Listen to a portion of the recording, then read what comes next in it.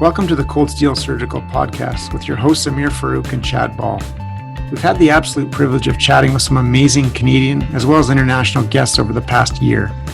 While the topics have been broad in range, whether clinical, social, or political, our aims for the podcast continue to remain the same. We hope to inspire discussion, creativity, scholarly research, and career development in all Canadian surgeons. We hope you enjoy our second season as we continue to highlight some incredible guests, deliver detailed masterclass sessions on a myriad of clinical topics, and introduce some fresh new features such as debate and companion formats. We hope you relish the podcast as much as we do.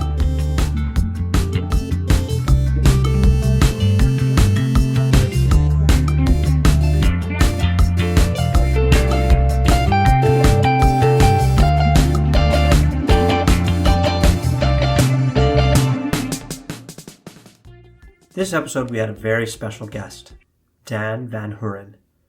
Dan is the head coach for the University of Calgary Dinos basketball team. It's really not possible to list all of his achievements, but suffice it to say that just in 4 years after he took over the program at the University of Calgary, he took a program that had not enjoyed a winning season in nearly a decade all the way to the conference title and within 2 points of the national final in 2004. He has won numerous awards, including the U Sports Coach of the Year in 2018-2019, and has also been recognized for his work off the court to promote inclusivity.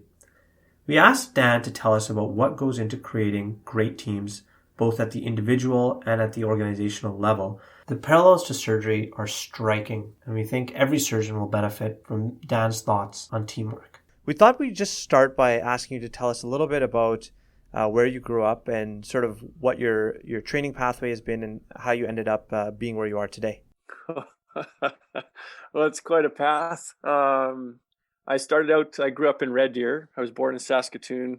I grew up in a family that played a lot of hockey like most Canadians did.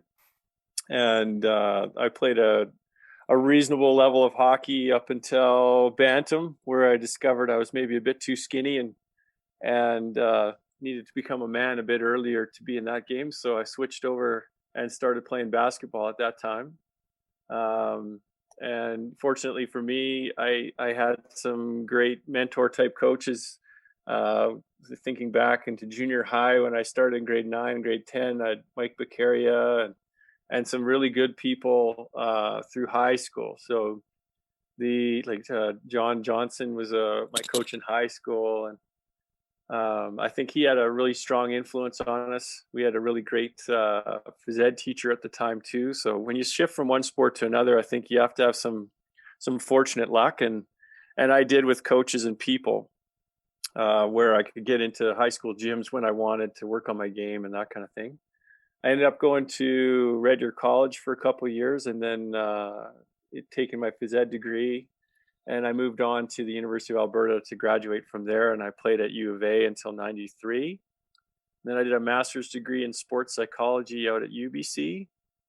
And while I was out there, I started getting into coaching. I coached a high school team called the John Oliver Jokers in East Vancouver, which was an education in what I would say the cultural diversity of our country and the challenges that brings with the different economics that surround different people that I didn't end up growing up with, being as fortunate as I was playing at U of A. And then I worked for the Vancouver Grizzlies in the NBA for a little bit as a statistical analyst. And I worked in pro baseball with the Vancouver Canadians when they were AAA. Really, I managed their office at times and did some work with ticket sales and some different things. I had a number of different jobs there. And then after that, I moved on to Medicine Hat College, coached and taught there in their phys ed department for 4 years. And I've been here at U of C for 21 years now. Well, that's a really neat path. It's funny because I think you and I probably a little bit overlapped in Vancouver when I was in grad school, because I certainly remember going to Grizzlies games and Big Country Reeves being sort of the face of that franchise for a while. I don't know, where did he end up? Oh, I don't know, actually, to be honest. After after I left the Grizzlies, I don't think he survived Yeah, very long in the league. Athletically, he yeah, just didn't have it. He wasn't a real good pick for that franchise. yeah, exactly. Hey, I mean, I'm sure we could talk about drafting and all the intricacies of your pathway for hours. But I think really what we wanted to get at, and then to be honest, in all disclosure to the listeners, as we were talking about before, you gave our Department of Surgery grand rounds on the concept of team and a lot of the things that surround that. And it was one of the best grand rounds we've ever seen here. And as I mentioned, we still talk about it really on a weekly basis. I was curious if we could go down that pathway, and in particular, ask you maybe out of the gate here how you personally define team, because as you and I have talked about before, certainly there is variable definitions and different views of that. But how do you define? How do you frame that concept? Well, I think number one, the actual concept of team is really a group with the same collective vision, if I could use that as a phrase, and they understand their goals and how they're going to get there. I think that what people forget when they define team a lot is the concepts that are around the leadership portion that's necessary and the accountabilities that are needed in order for that to be successful. So the other three concepts I would add into that definition would be a need for cohesion. So that would include things like the word inclusion. I think that the people that are involved in a team need to feel a sense of belonging. And the other part of that, I would say, comes from defined roles and responsibilities. Those things are absolutely paramount to maintaining cohesion and maintaining team culture. When people don't understand their roles, I think it starts to wane a bit. And then the leadership portion is around stewarding that culture. So I know that team culture seems to be some people have gone away from using that word and they're trying to use other words. They don't like it for whatever reason. But it is a word that actually really defines well what's necessary because of the number of components that go into it. But your leaders really need to be able to steward that culture and understand the expectations around your program or whatever it is your team is doing, and be able to hold people accountable to that. Can you unpack that for us? Why would someone want to go away from the term team culture? Truthfully, I don't know. I've only heard a few other coaches say that more recently. I think that sometimes words get used so often that they become sort of cliche in people's minds, and then they take on maybe a less important light in other people's thought processes. So I would suggest that that's probably the reason why. I actually still use team culture a lot, and I think it is king. Like, culture's king. You can't win without it. You can't be successful as a team without great culture. And so it's really a great word, I think, that defines all the needed entities and pieces that go into making up successful groups. Yeah, it's so interesting. I mean, I think there's been a number of shows that have come out even in the last year that have really tried to kind of pick apart what it is that makes some teams' cultures so much more conducive to success, and it's so indefinable in some ways, and yet when you see it, you can sort of recognize it. You're obviously a coach and you've had a long career in basketball, but can you sort of talk about, in your mind, some of the examples of the greatest teams either in sports or out of it, and why do those teams stand out to you as being amazing teams? Yeah, I think that there's three that came to mind when I looked at that.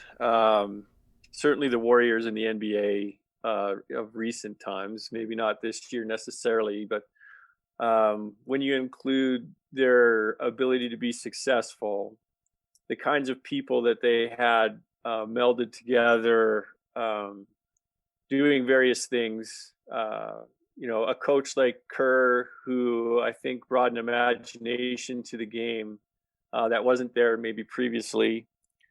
I think the Edmonton Oilers of the 1980s would be another one, where you see multiple personalities with great skill, but you also witness that creativity again in their approach to how they played the game. And I would say maybe the Spurs in the NBA from Popovich. I think you could name a number of teams, but the number one thing that came to mind out of each one of those groups that I've witnessed is joy.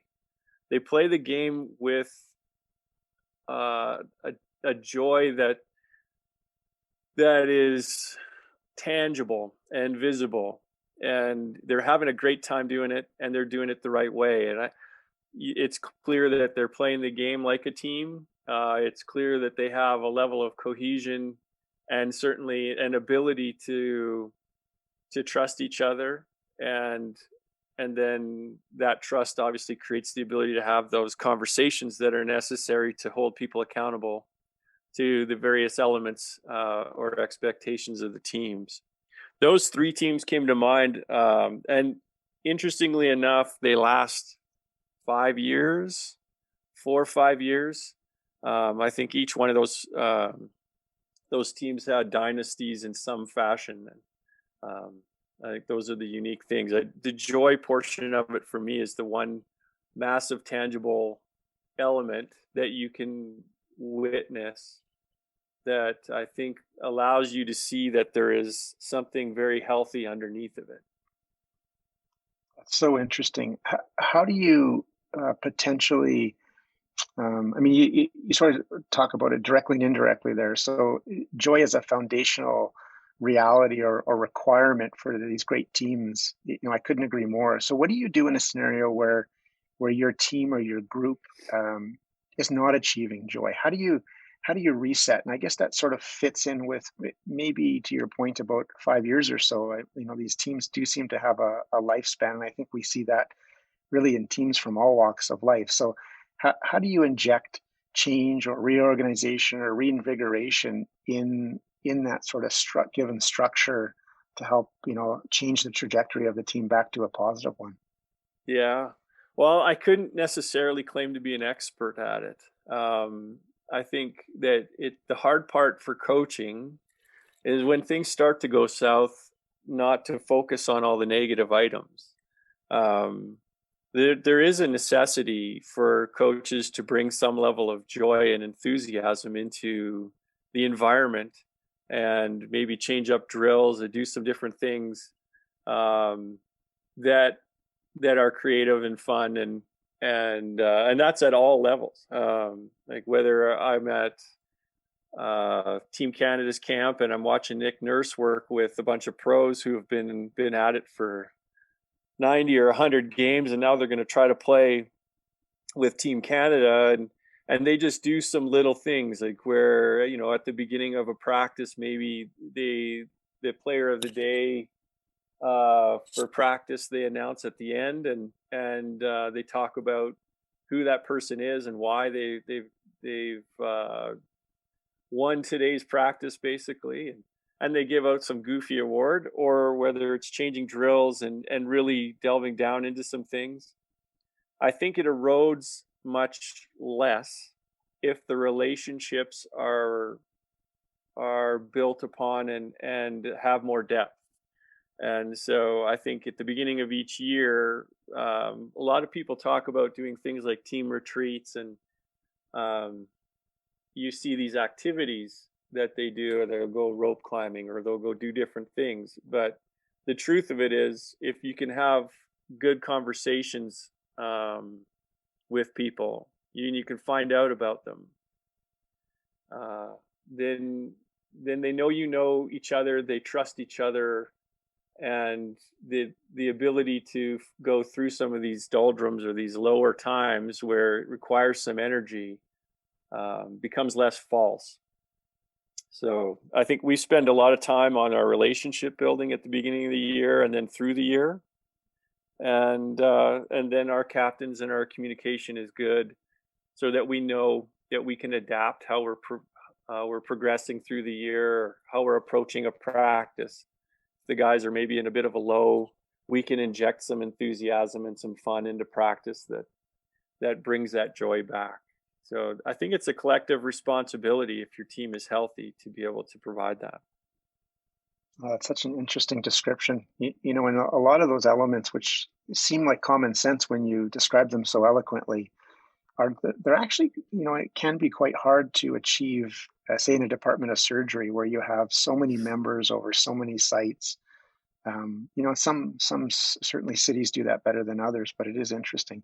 Two of the things you sort of touched on there, maybe to take them a bit further, was accountability. So as a leader and as a coach, how do you create an environment or structure that can achieve that in sort of a non-threatening 2020 way? And then I'm curious, beyond that, how do you address or how do you approach the individual for whatever the reason might be, who's not responding to either their personal accountability within the team or is just struggling in general? Well, I think there's a couple things there. So if we start with accountability, I think we really need to know what that is, and that's people walking their talk. So you really have to have some people with integrity, and for me, with the team, I there's some benefits there. I get to select the people based on not just their competence in basketball, but really what their character level is like. And so that's foundational to being able to build relationships and understand what trust is. So if we go through that sort of 5 dysfunctions of team, and you're saying, okay, we've got trust and we've got relationships, then we have the ability to have the poignant conversations that you're talking about. Like, what's your approach going to be? But sometimes the truthful approach is difficult for another person to swallow. And without that relationship there that anchors that conversation in some fashion, it can go really the wrong direction quickly. So it's the relationships are the most important thing in order to create the accountability that you want to have for the expectations that the group has. The other thing I would say is that from my perspective, and I've never been this kind of coach where I would dictate what the expectations for the team are, outside of a few things like being on time. I think that our players contribute to those conversations, and so the buy-in is much, much stronger, and we end up with more trust in the end because of that. So if we can generate accountability because of those relationships, then when you approach these conversations, like you say, that are more difficult, I think you end up with not only a more grounded conversation with more emotional intelligence in it, but also more capability for better results in the end, and more creative thinking in what those results or solutions to the problems could be. Dan, how much time do you think you spend with your athletes, let's say in a given week?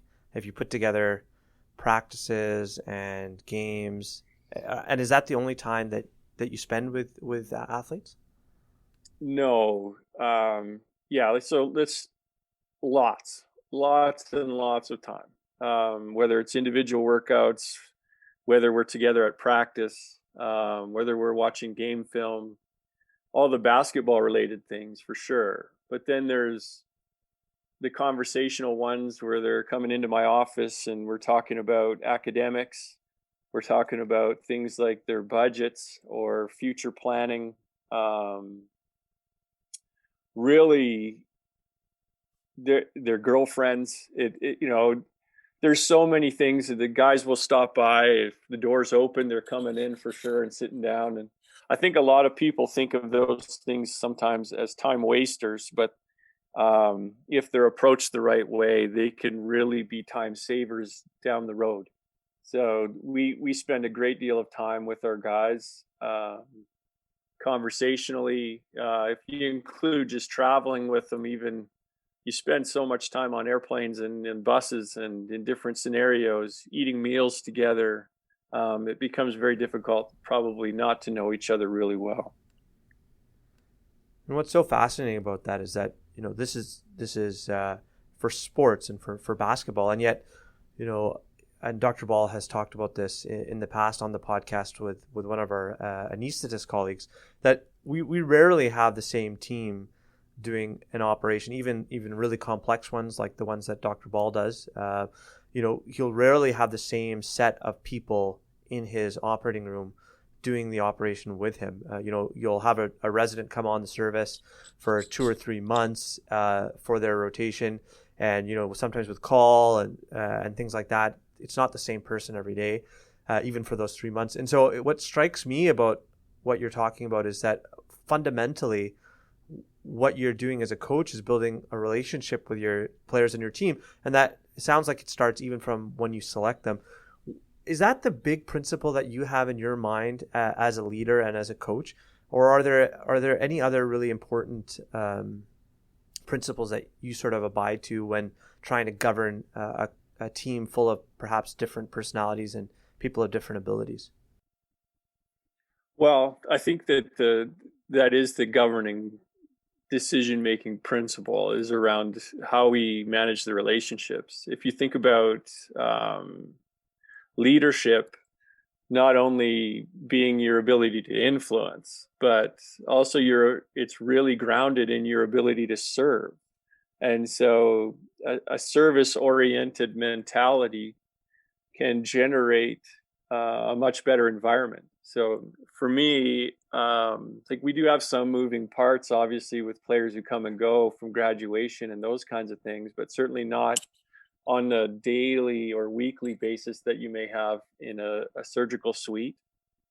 And so I think one of the key elements for me, when I think of what Dr. Ball's challenges might be, really would be around the concept of how I can manage those relationships when they're coming and going. And then when you think of the different roles that people have and the different influences that you already have based on the hierarchy that exists within the surgical suite, and some of that's definitely necessary. So the roles and responsibilities of each person, it really would be an interesting concept to have. If I was a surgeon, somebody walked in and I'd said, no, I got that. I've got the garbage, or I've got whatever at the end of the surgery. I help somebody else out with something if I have the time to do it, which is probably another challenge. But I think when you give people your time, or you give them something from a service perspective, you're going to get something back. And if you only have them for a day and you start off your day that way, with just a little bit of a nudge that says, hey, we're really glad you're here, I got that for you, I think you're probably going to, in the end, find that your day is going to go a lot better with those people. It's so interesting how you frame that. And I think you're right. Getting to know people in your immediate environment, even if it does change every day, is so critical. I mean, it's interesting to look at just locally how many of our surgical colleagues would know the names of the porters and the cleaners and the support staff that, quite frankly, without, we can't do an operation at all. If we shift gears here a little bit, Dan, I was hoping that I could ask you about sort of the ever-changing generations of athletes over time. And obviously the way that you coach athletes and the way that we train surgical trainees has changed significantly over time. 2020 looks very different from, I don't know, around 2000 when I trained.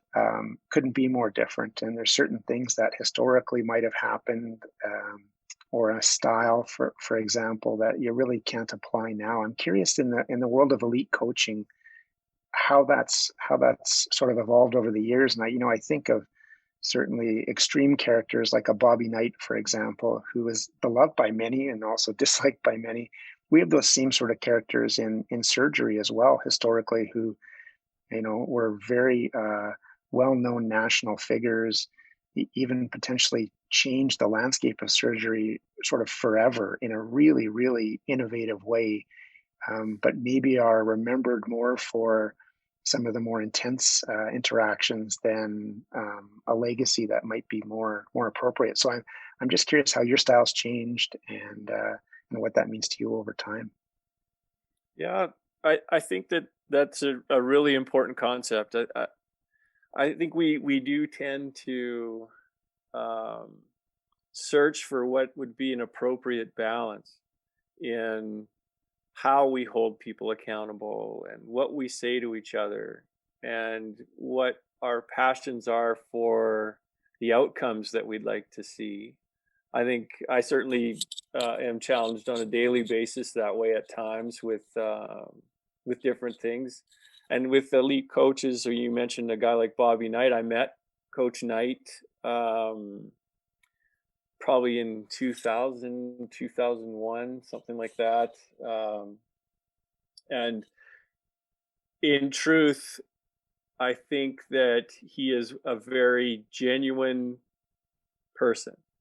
And when that is there, as an athlete or as a person who's maybe trying to follow along and learn from or act as a mentor with, I think that when you're genuine, you do have a little bit more capability to be an influential leader. Certainly generationally, I think you see different kids. I've seen changes for sure. You think about the coaches I played for, kids these days, I don't know if they would maybe manage them better or if they would struggle even more. But it takes a certain kind of personality to take some of the abuse that was doled out back in the 1980s when I was playing, or I'm sure when you go back even further. So overall, I think that's a really, really tough concept. I think that there's a lot of great changes right now with inclusion and cultural diversities that bring in new creativity. The way we form our language, I think, is massively important. So if you think about it this way, that I can't remember who wrote it, but how you perceive the world tends to show up in your language. And if you're a harsh leader and you're demonstrating something, then you're definitely showing yourself, and your team and your group of people are going to speak that way, and how they're perceived and how they perceive you and how they perceive the team is all going to show up in their language.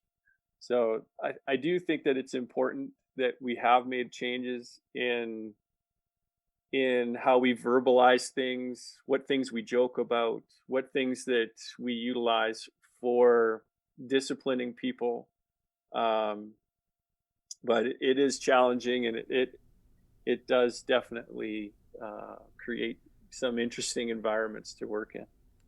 Okay, I'll just say it because I'm the millennial in this conversation. I think what you're trying to say is that millennials can't take criticism. Is that really what the difference is, or is it something fundamentally different? And I guess what I think part of this conversation is sort of dancing around is that we look back on these teams that were so successful. You know, you think of the Bulls with Michael Jordan, and you know that the documentary The Last Dance, where Michael Jordan is essentially just taunting his teammates and just really just pushing them to the limits of their ability to get the best out of them. You know, that on the one hand is so amazing, and we look at that and think wow, but yet we do also recognize that that being harsh on players or on the people who are under us doesn't probably bring out the best results. Like, how do you reconcile those two kind of opposing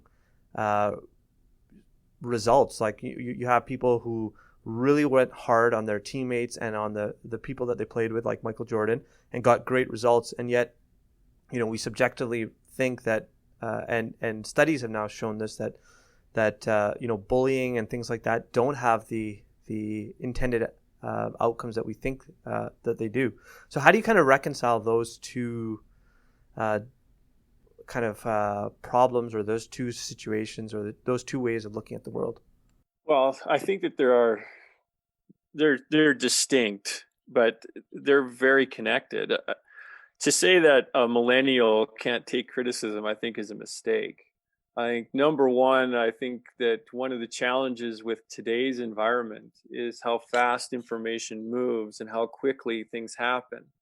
So feedback is immediate.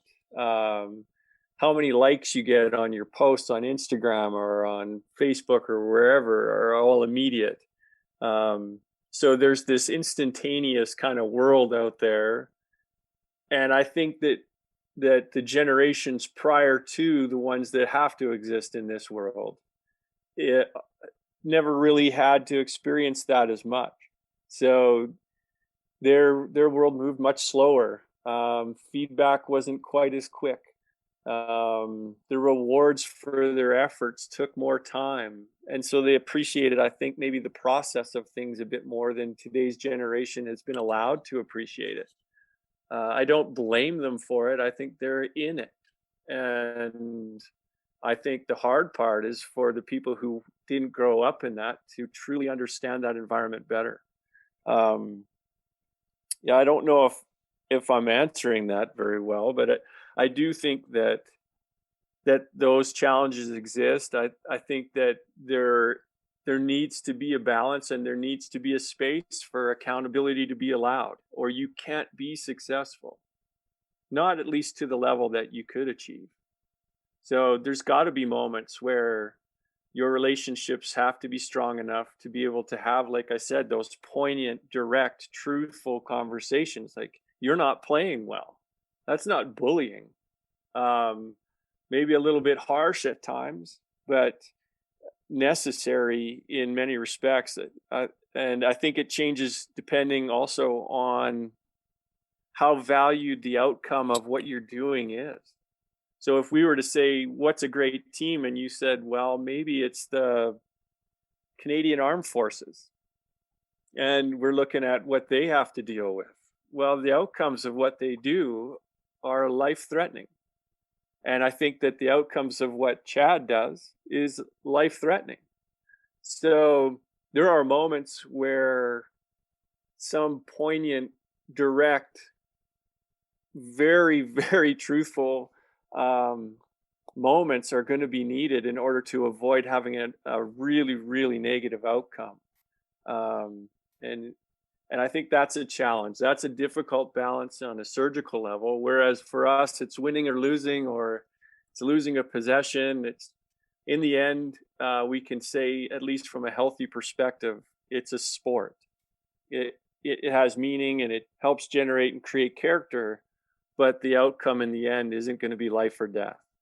So I think we have to find the right spaces to be healthy about what it is we're doing.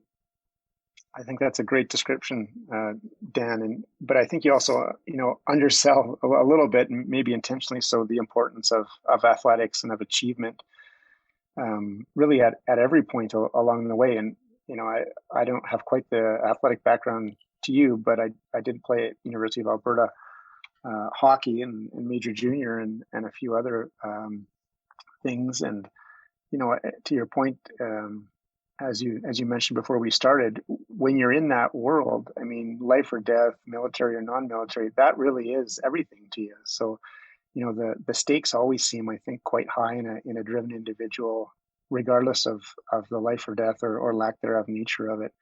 I'm glad you brought up the stresses in current student athletes and just sort of students and in the world in general, because I think it's an interesting time to reflect on that. Over the past week or so, I've noticed a number of very prominent, from Wayne Gretzky all the way down, experienced hockey players talk about their belief that the World Juniors, for example, and Team Canada, the stress that those young men are under is much, much greater than what they experienced, in their case, almost 40 years ago.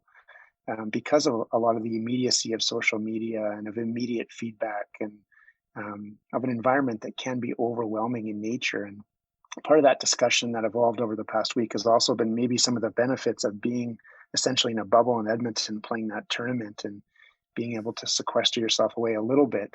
I'm curious what some of those other stresses are for students that you deal with, for young folks that you deal with, year in and year out, and also how COVID has impacted you guys as a program. Well, from a stressor's perspective, they're individual and collective. So I think that there's two versions of that. If you're looking at your example of Team Canada or even your experiences in hockey, the more you win, the more expectation. The more expectation, the more attention to every little detail. Yeah, I watch how they're analyzed and how each individual player has to perform to a certain level, and they're scrutinized all the time. I think as athletes, we grow up around that a little bit. When you become a bit successful, you slowly grow into that. I think that one of the things that's difficult nowadays is the speed of which that can be out there, and how accessible it is to each individual person or to your team, because they can quickly go online and there's 50 tweets about how your team played or what you did that night, or maybe what decision you made as a coach or as a surgeon. I think that those things get out there quickly. And I think there's a skill in ignoring some of it, or turning down that volume when you know it's necessary to do. And that takes maturity and experience. And I certainly didn't do it well. I don't think as a young coach, where your alumni is upset or there's something healthy about being grounded in celebrating your successes, but not getting too high and not getting too low. And I think if you watch some of these young players for Team Canada and the World Juniors, even the team that I coached at World Junior Championships for basketball, they have pressures to play at a certain level. If they don't, it affects their future contract. It affects their future as a professional athlete. It affects Team Canada's brand on a global level. Like, if they spent their time focusing on all those external factors, then they wouldn't be leading from the inside out. And there's a maturity in getting to a point where that character that's necessary to block out all those external things and focus on the things that are internal with your team and with yourself, so that you can stay in the process and not get outcome focused, is the only way that success can even be achieved to begin with. So I'm shocked at how well some of these kids do, really, truthfully. I think that's one area that really overlaps with us in surgery, is sort of the mental side of things. And it's very hard when you've had a bad outcome in a patient to get back on the horse, so to speak. The next case, you just have these visions of making the same mistake again. And there really is an element of fear and major anxiety, very similar to when you're playing sports, when you remember the last time you messed up or when you're at a particularly crucial moment. How do you coach athletes and how do you prepare them for the mental side of the game when they're going into these high stakes, high pressure kind of situations? Well, what we're talking about is confidence. And I think that let's start with a few things that generate that. Like, one is repetition. So if you've done the work, you can be confident that you have the abilities to do what's necessary when the time comes. That's a big part of it. And convincing young athletes for us that they've done the work, or they've gone through the process to be where they are and they deserve to be there, I think is a big part of generating the eventual outcomes you'd like to see. You could take things like injury as well and put that in there with the ability to get back on a horse where that confidence has been eroded in some way, whether it's in a part of my body that I'm not really sure is going to function the right way, or whether it's in my ability to manage my emotions and the anxiety around outcomes. As a coach, it's important for me to be encouraging and not discouraging. When I sub people out, it's got to be about a more well thought out plan so that I don't erode their confidence by doing that. Like, give you an example. If a player on offense in basketball is open and they should shoot a shot, but they don't, that's different than when they turn the basketball over or they give it to the other team for whatever reason they've passed it to the wrong jersey. If I sub them out after each one of those instances, I'm going to have a different emotional response. When I bring the player off because they didn't shoot it when they're open, and I tell them, you're coming off because you should shoot that shot, that has a more positive build up to confidence than one where I take them off and say, you're giving the ball to the other team, you're off.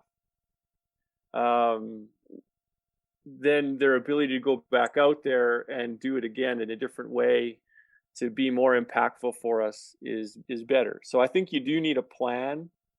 You need repetition. You need the relationship to help build the confidence of an individual so that they can get back on the horse. And then individually, they need their own plan. And from a sports psych perspective, that can come down to things like breathing, how they manage their emotional control systems, the visualization of positive results. Sometimes that's about really their positive self-talk and some practiced events like that. One of the things that we tend not to do is we treat all the skills of the game of basketball like we have to do repetitions of them. But a lot of people forget that we need to do the repetitions of the mental side of things as well. Those are skills, and they need to be practiced in order to be able to be performed in situations that create some kind of tension. So it's important to be able to visualize. It's important to be able to positive self-talk and generate your own levels of confidence. So everybody gets nervous. And that's what some people don't seem to understand.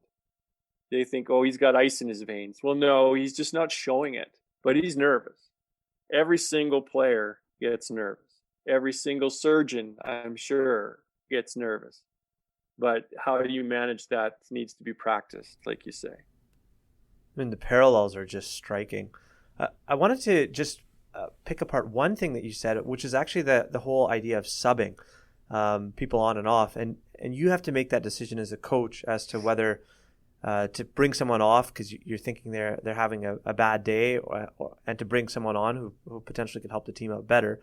But what goes into that decision, particularly if you think someone's having a sort of a bad night? And I'm thinking right now about myself sewing the bile duct with Dr. Ball and a Whipple, where, for example, I'm not having a good day and Dr. Ball has to sort of take over, and he has to make that judgment call at some point in a way that hopefully, I know Dr. Ball did this for me in a way that allowed me to not hurt the patient, but also maintain my confidence and my dignity. So how do you sort of go about thinking about that process of subbing people on and subbing people off? Well, there's something to be said about giving them chances, and that's what I meant by the consequences of when you have to make those decisions. I get that I'm passionate and I love what I do, and I want to win, probably more than most people. But the consequence of me subbing somebody out because they miss a shot is very different to the consequence of sewing that bile duct in the wrong manner or connecting it inadvertently to something you shouldn't connect it to. So I think that there, like I said, there's moments where something needs to be said, and maybe you do need to get pulled off, but your approach can still be in a human way. Sometimes it can be with just a slight physical contact. It's like, hey, just a tap on the shoulder. I got this for you. I think that there's something to be said about laying out the groundwork beforehand as well. So we spend a lot of time talking about what your 10 game is versus, what your 6 game is.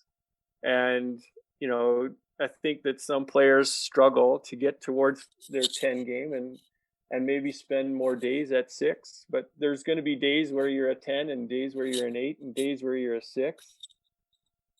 And sometimes you're really acting as a 10 if you can get to a 6 on some days. And I'm sure from a fatigue perspective, if I was a surgeon and I was in there for 8, 9, 10, 12 hours and I'm working a shift that takes me into the next day, that my 10 might become a 6.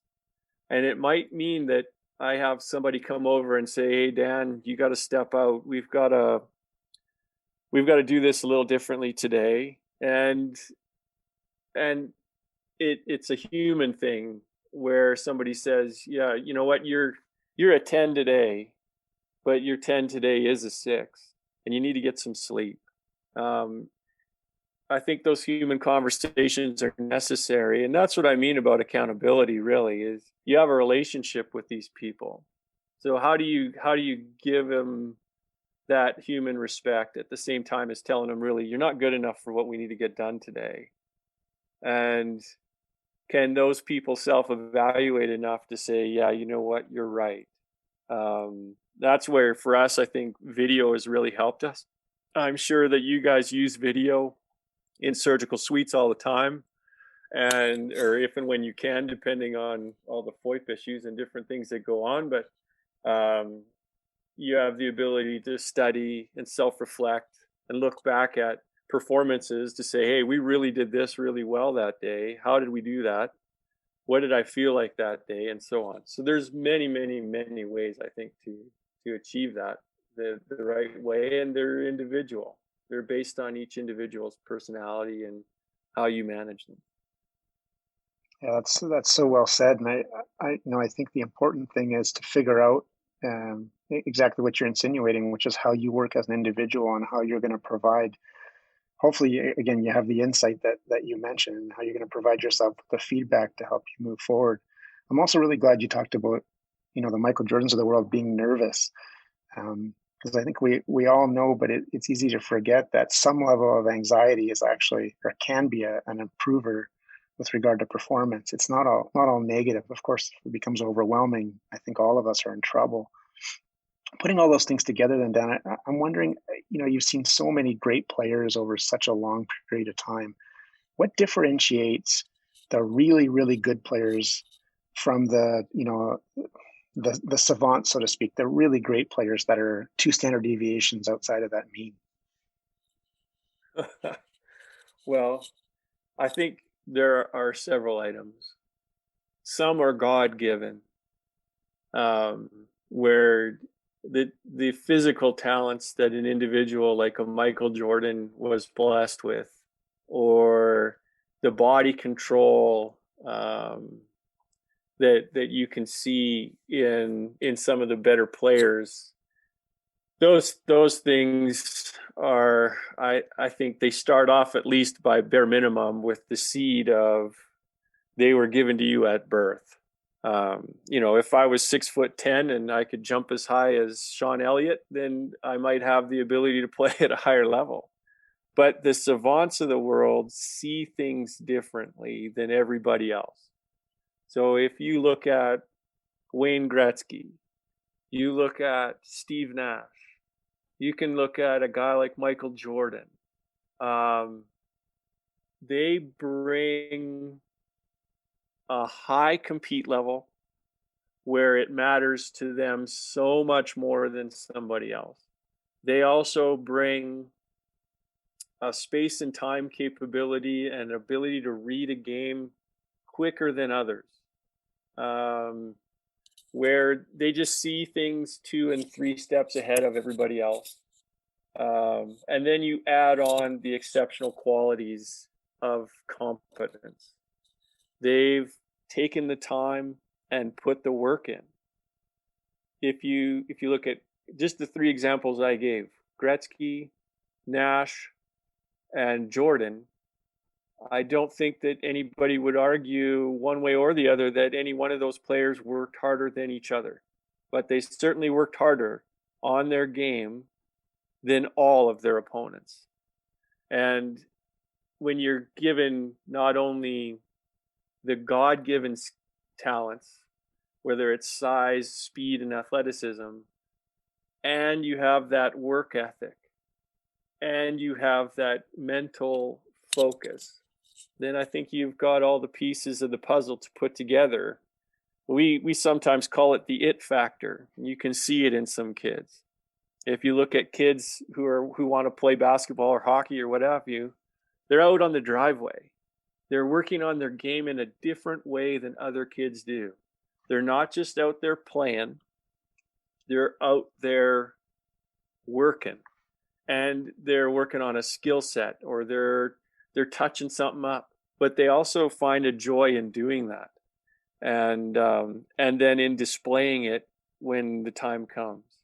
So I think you have a mental component, you have a God's gift physical component, and you have a work ethic that's extraordinary. The last item I would say is creativity. Because they can think the game faster than other people, then their skill sets are so high, they become really, from a skill and acquisition perspective, experts in their field. And when you're an expert, a true expert, then you are changing the game.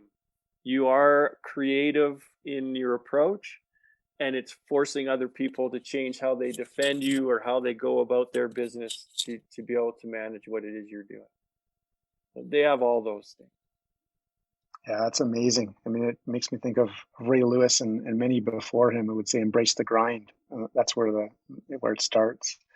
What about if we go to the other side of the spectrum and listening to you talk about the super hyper achievers makes me think of a couple of stories. The first is that surrounds Wayne Gretzky, and this is a public account, so I don't think I'll get into trouble. But in George Larocque's book, who is a close friend of Gretzky, he talks about Gretz being obviously great at everything he did in his life except coaching. And Larocque tells the story of Gretz when he was coaching the Arizona Coyotes, of getting really, really upset at players who couldn't do what he wanted them to do, and he would say, "Here, look, just do what I'm doing," and they're like, "Well, we can't physically get that done." It also makes me think of an interview I recently saw with Al Pacino in the acting world. He was being interviewed by another very famous actor who we all know. And that actor said to him, essentially, what is it like to be on some of these movies or on some of these plays where, your fellow actor can't hit the ball back to you in the way that you're hitting it to them, that they're a challenge, from a sort of synergy point of view. And Pacino's response to that, I thought was really eloquent and humbling. And he sort of said, "Well, I don't think like that. I mean, the reality is everyone in Hollywood has a special skill. This person might be a great writer, or this person can do, is a great articulator, or this person has a great voice.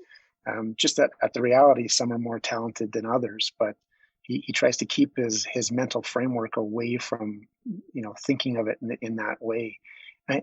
So I'm curious, after running on there, when you're dealing with folks that are maybe struggling at the other side of that curve, how do you encourage them?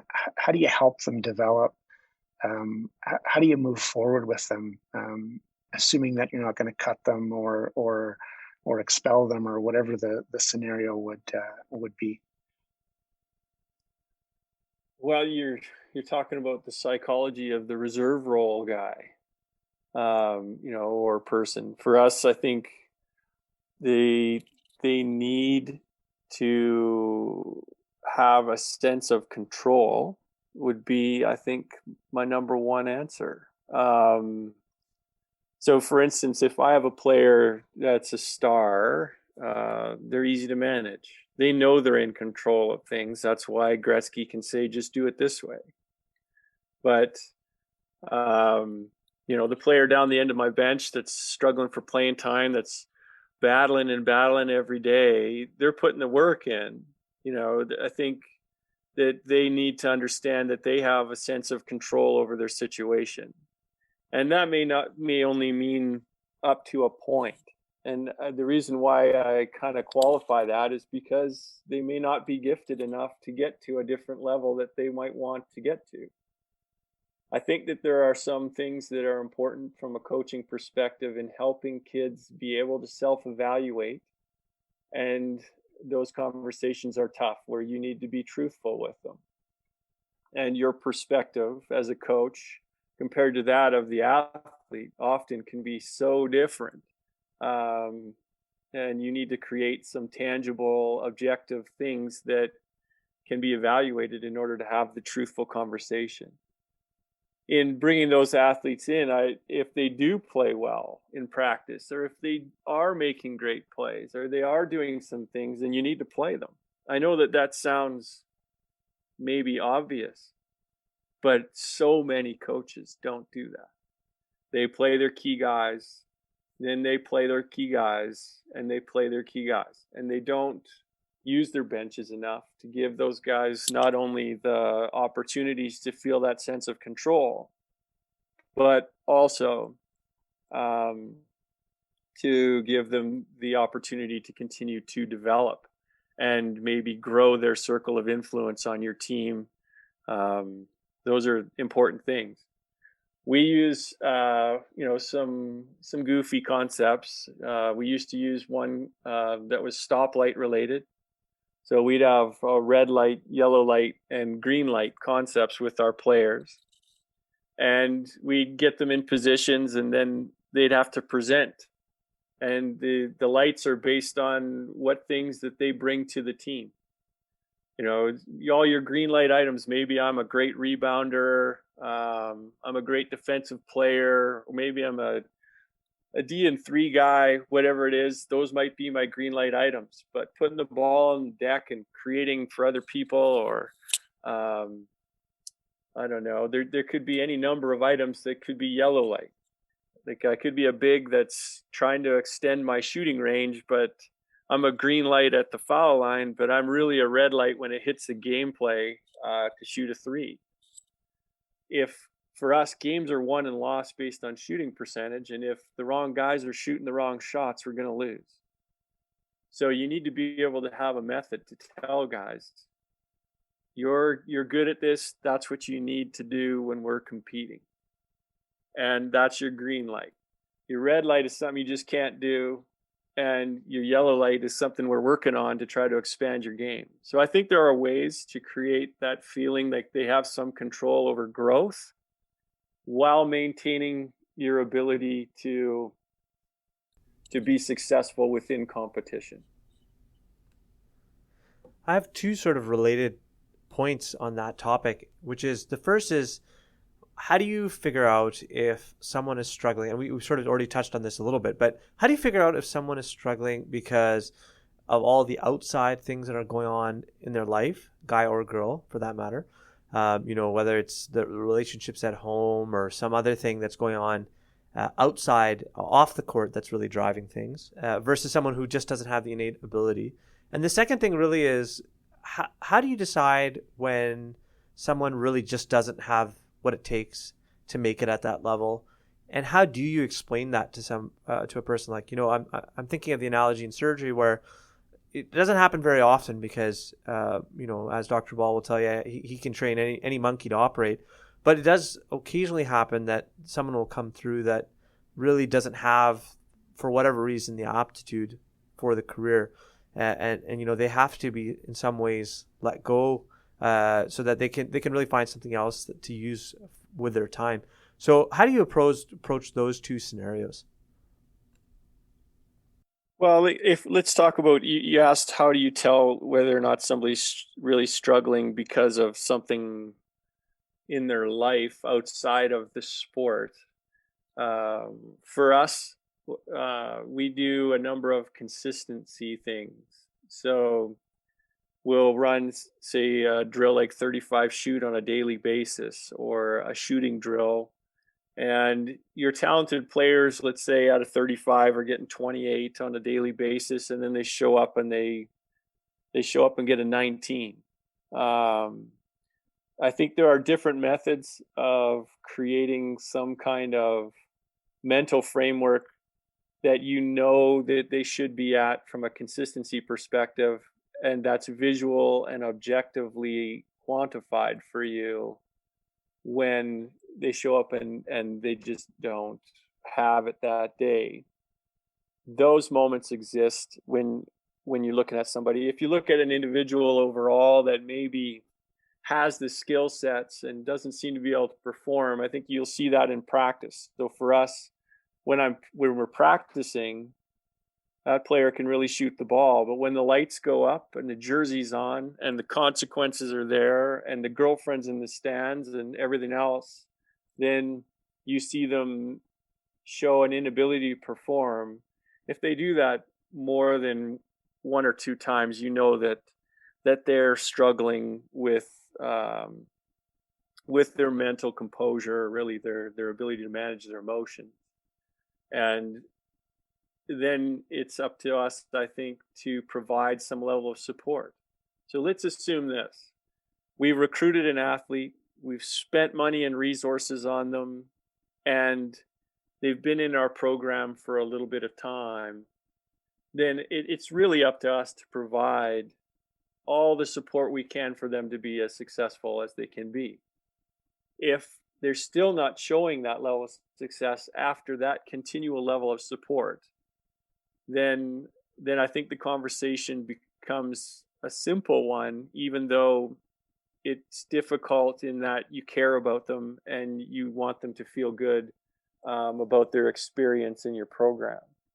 So if I have to let a player go, it's going to be quantified. It's going to be based on a number of objective things, whether it's statistically oriented, academics, character-based things that we've kept files on, and we keep like what we call player profiles on every player.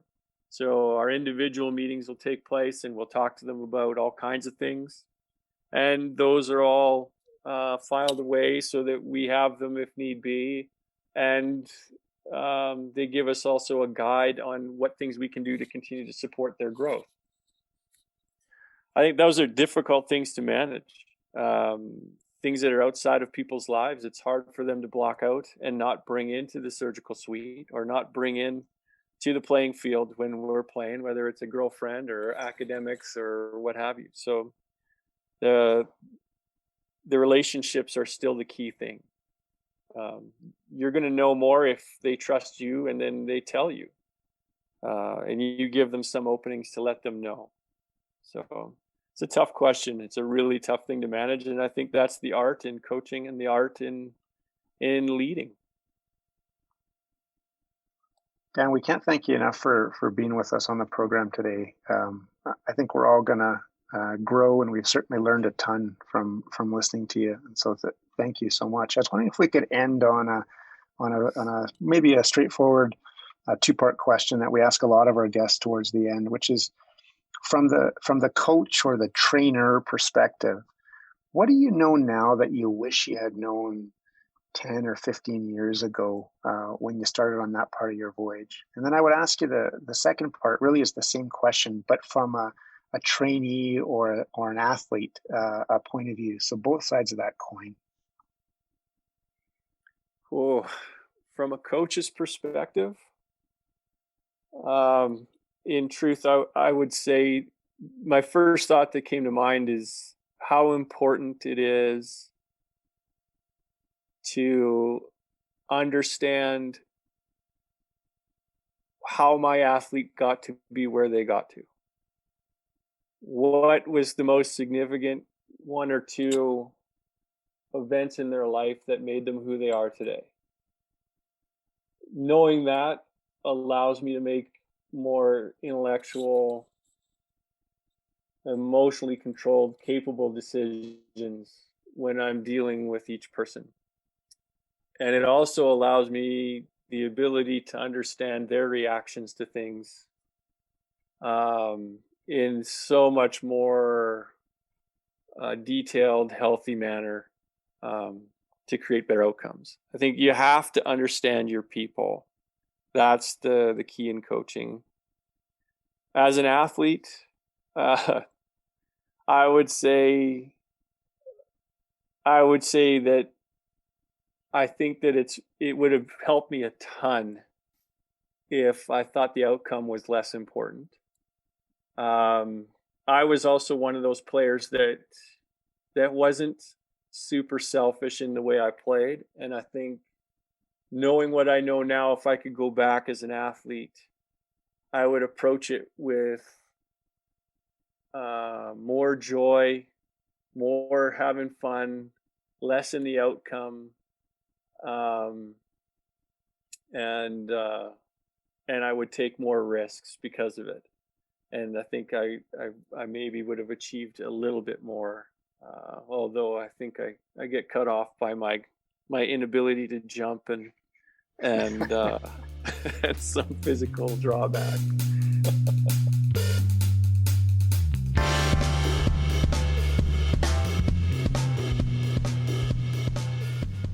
You've been listening to Cold Steel, the official podcast of the Canadian Journal of Surgery. If you've liked what you've been listening to, please leave us a review on iTunes. We'd love to hear your comments and feedback, so feel free to email us at podcast.cjs@gmail.com or connect with us on Twitter @CanJSurge. Thanks again.